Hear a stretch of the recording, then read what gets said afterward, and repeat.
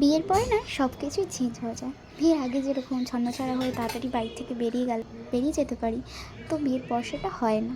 তো আজ ছিল চেম্বার থেকে এসে তাড়াতাড়ি রান্নাবান্না করে কমপ্লিট করে আমি রেডি টেডি হয়ে চলে গেলাম কলেজে। কারণ কলেজে ছিল আজকে আমাদের লাস্ট ইয়ারের তো প্রোগ্রাম ছিল। তো চলে এসেছি কলেজে, তারপরে ফ্রেন্ডের সাথে জয়েন করেছি, তারপরে এখানে একটু মজা করছিলাম। তো দেখো সেটা তোমাদের সাথেও সেটা শেয়ার করলাম, তোমাদের ভালো লাগবে। তারপরে এখানে খেলাম ফুচকা।